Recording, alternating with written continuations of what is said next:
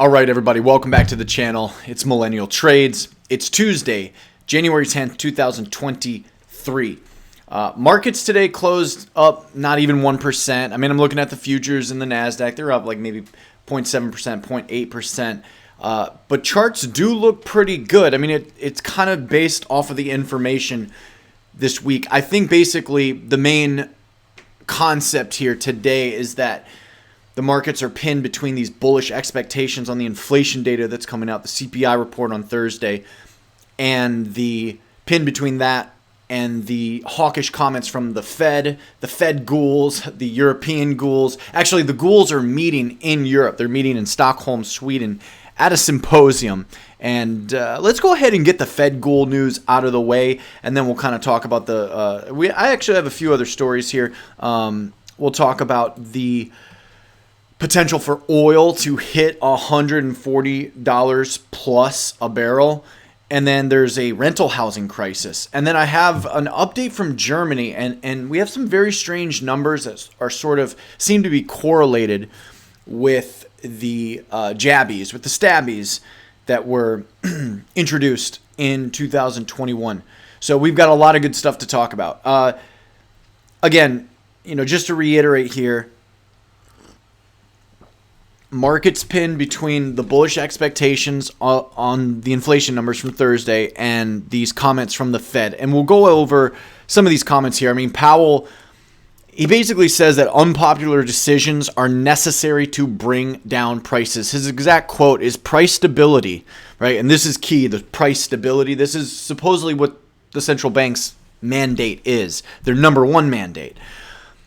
He says, price stability is the bedrock of a healthy economy and provides the public with immeasurable benefits over time. But restoring price stability when inflation is high can require measures that are not popular in the short term as we raise interest rates to slow the economy.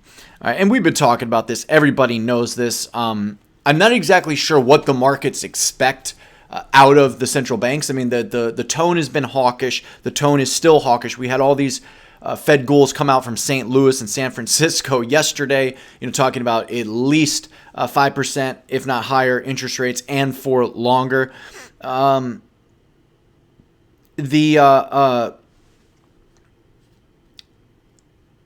another central banker, all right, in Europe, Isabel Schnabel, and her comments are kind of strange because she starts getting into the idea that the central bank can support climate-friendly monetary policy, whatever that means. I mean, you take that for what it is. But I was not shocked. I mean, I'm aware of some of the alternative agendas. And that's exactly the point here is that,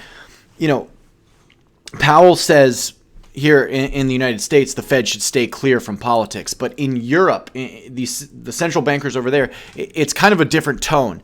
And it's a much more, I dare I use the word globalist, right? But it's a much more globalist, language and terminology when they're referring to their monetary policy. And I'm just thinking to myself, I mean, can the Fed or could the European Central Bank change the climate somehow? What is a climate-friendly monetary policy? Like, I want to know. I can't figure it out. If you know, let me know in the comments section down below. But I can't figure it out.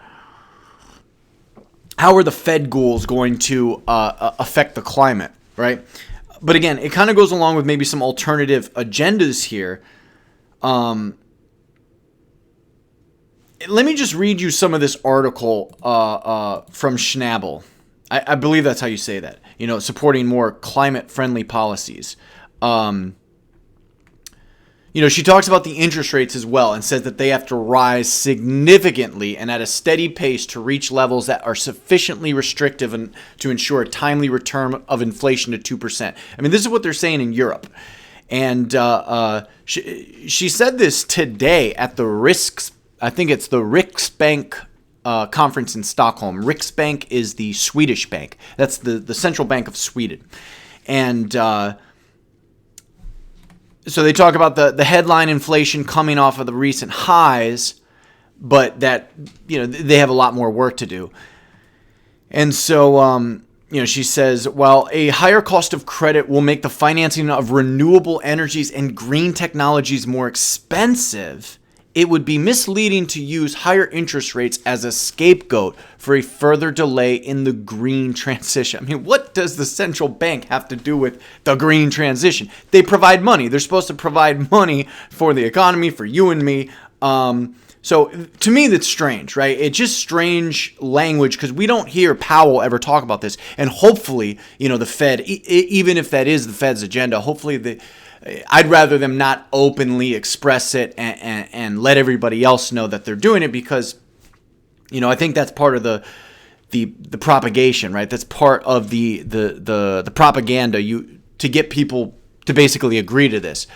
So even if the Fed was going along with some of whatever she's talking about, right, green energy technologies and making them less or more expensive, so we can, we don't have to further delay the green transition. I mean, these are crazy comments in my worldview coming from a central bank, coming from, an institution, a very ancient institution that is supposed to just provide money and provide liquidity and be the buyer and lender of last resort. And they're supposed to,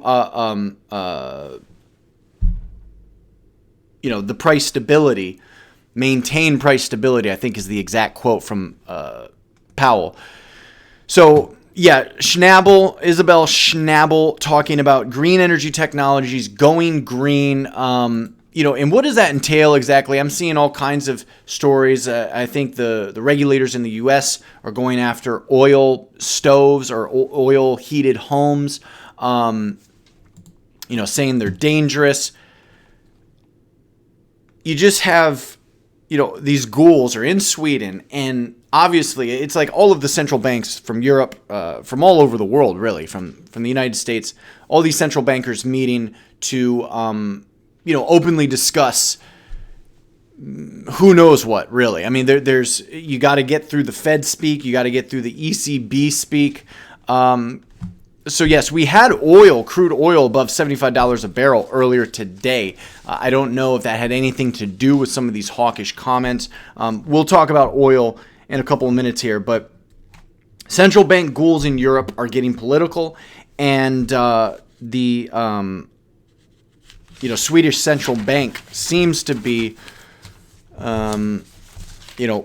hosting a one world government globalist agenda conference, and these things that they're discussing are. You let me know what you guys think. All right, let me know what you think in the comment section because I'm pretty much lost for words here.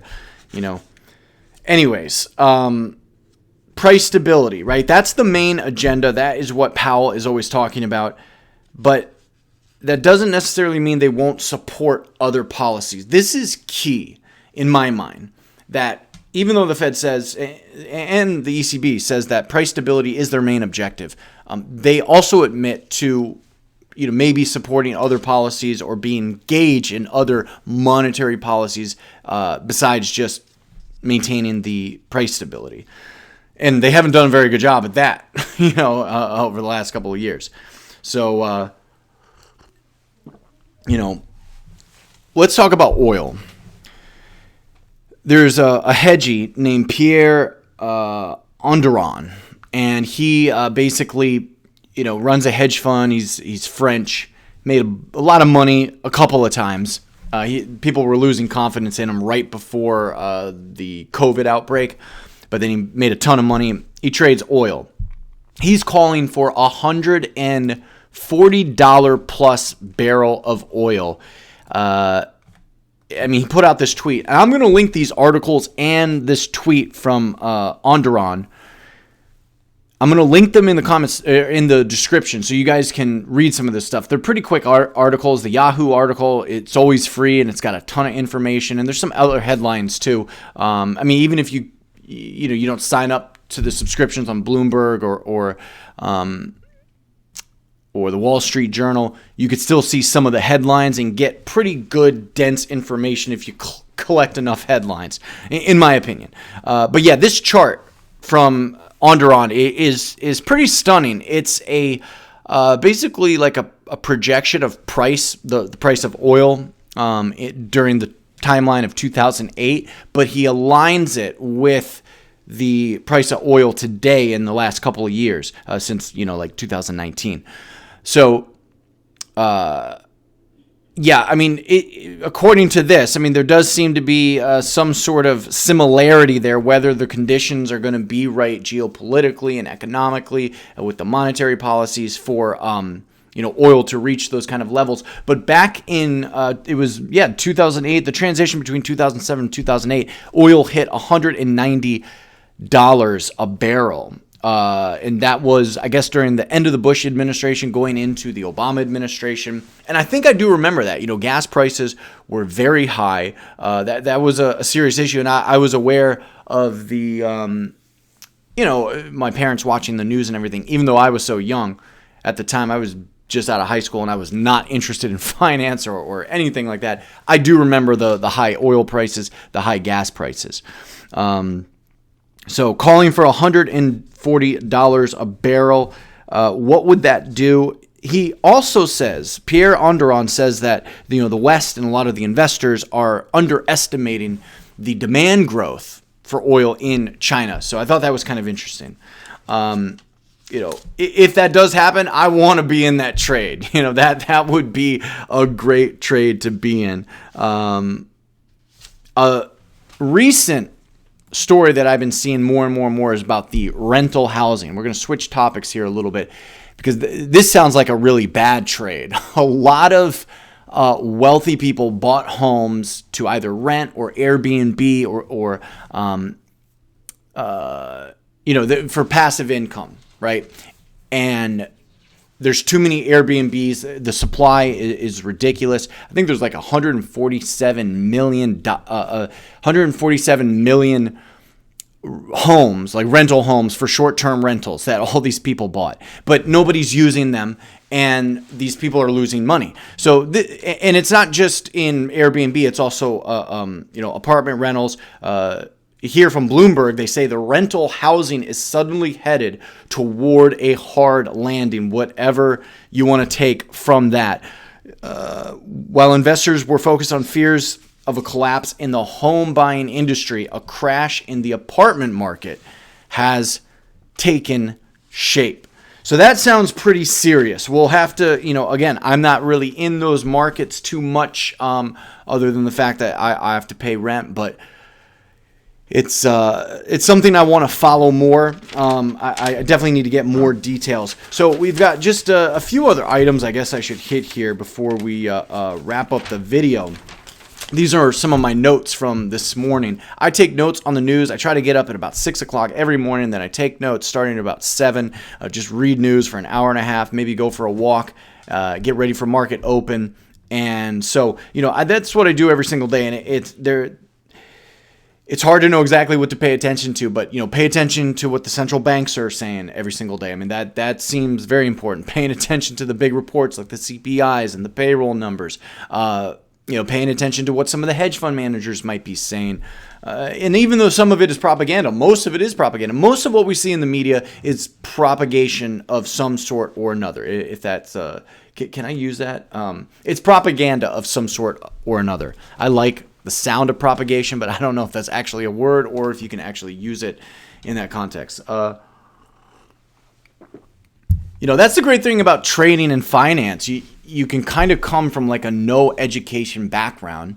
I went to community college and everything, but I majored in music and I was real kind of just pursuing, the fine arts when I was younger.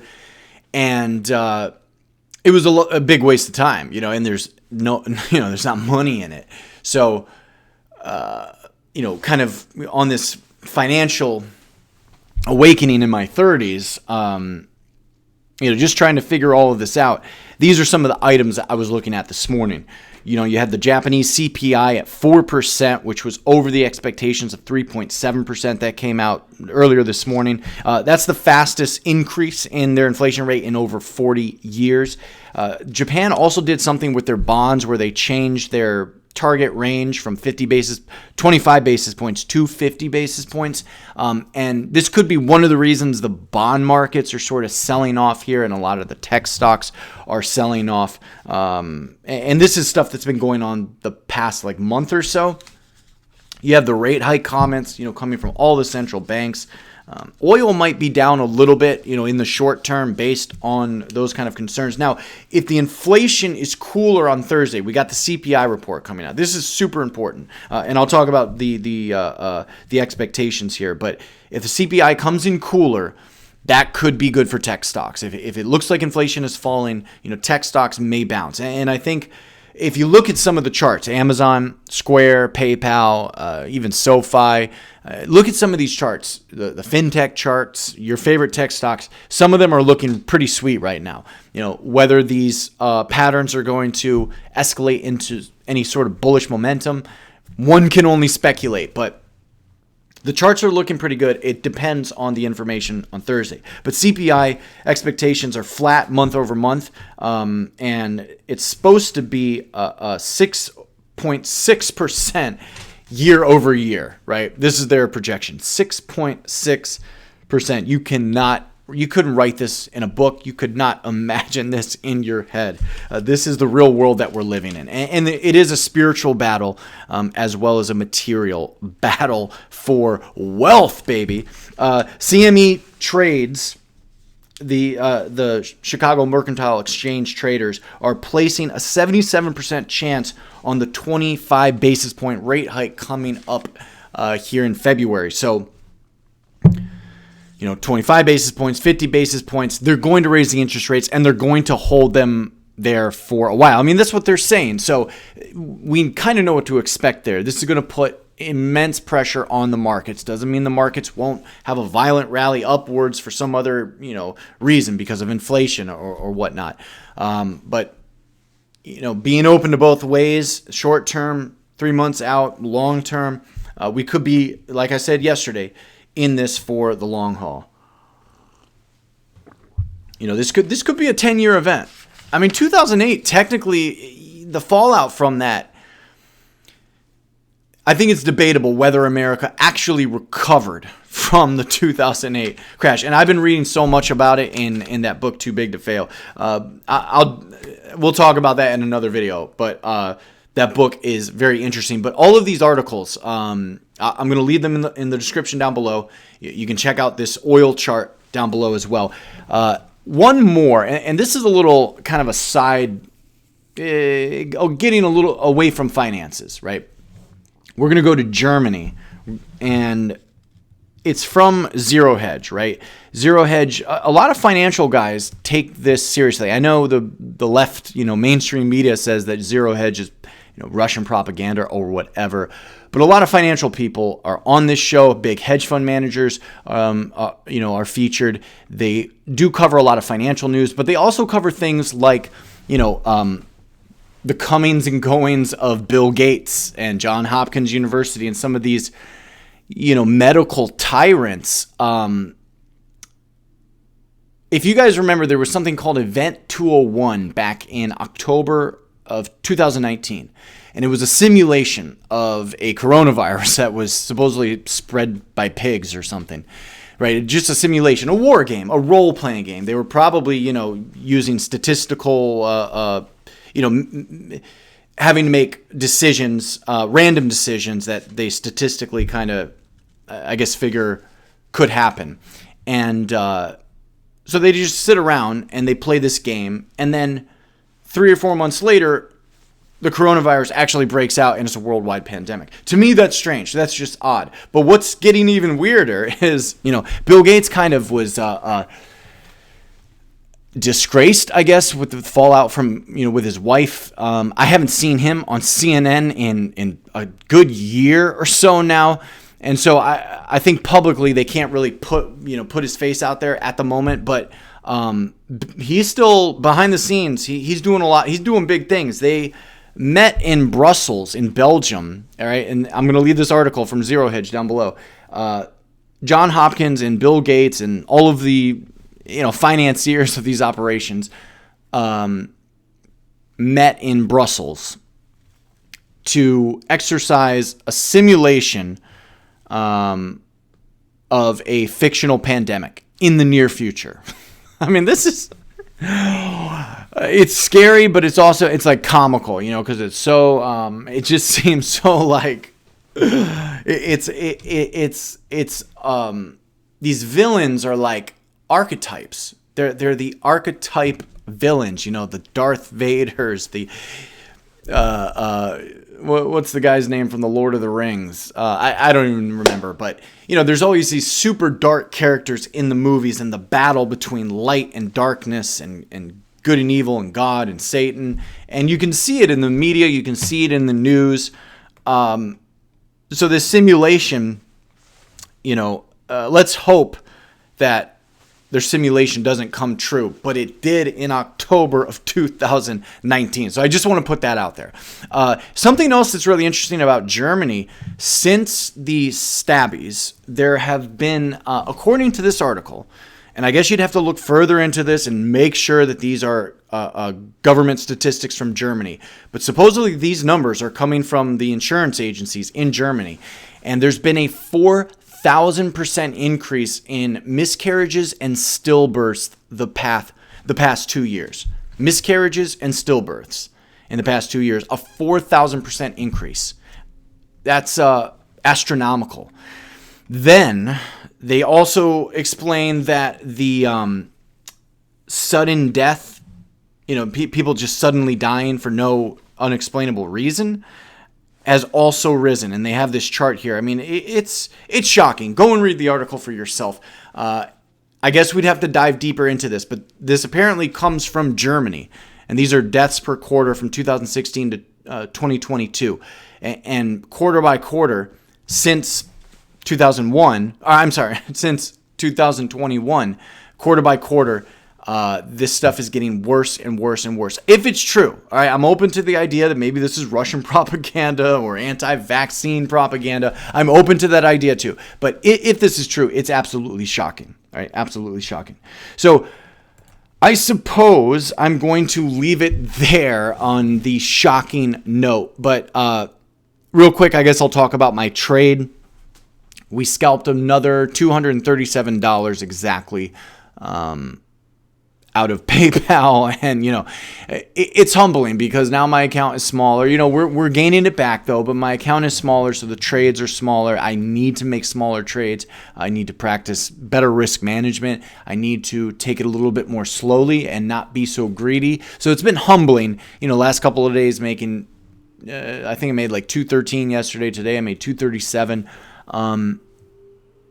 You know, we'll get back up there to those $600 days, those $800 days, those $1,500 days. We'll get back there, but we're going to do it in a different way, and we're not going to be so greedy and so quick because I've got all year. Right? I've got all year to make up the loss from last week and all year to build my net worth. And I've got cash. I've got liquidity. I'm completely solvent. My credit's paid. You know, everything's good. So it's like it's a good position to be in financially. You know, despite the loss, despite the sort of just, you know, the fact that I lost control of risk management, lost control of, I guess, my psychology last week. I know other traders do it. I mean, it happens. You know, it happens to the biggest banks in the world. You know, they go completely under. And so surviving, you know, this and the markets, right? We've got to survive the markets. We got to, like, I don't know how people trade if they're not following the news. I mean, it just seems to me logical that if you know what's going on in the macroeconomic environment, it's going to be a little bit, you're going to have that much more information when you go to trade the technicals in your particular niche. So I hope that helps. But yeah, I'll leave it there. You guys follow me on Instagram at Millennial Trades. I post all of my trades on Instagram. That's where I'm going to post them. I will post trades once in a while here on YouTube, but the algorithms are a little bit different over here, and I need to slow the pace down of the videos. But follow me on Instagram. Links for all these articles in the description. Thank you so much for watching the show. As always, until next time, I'll see you on the next video.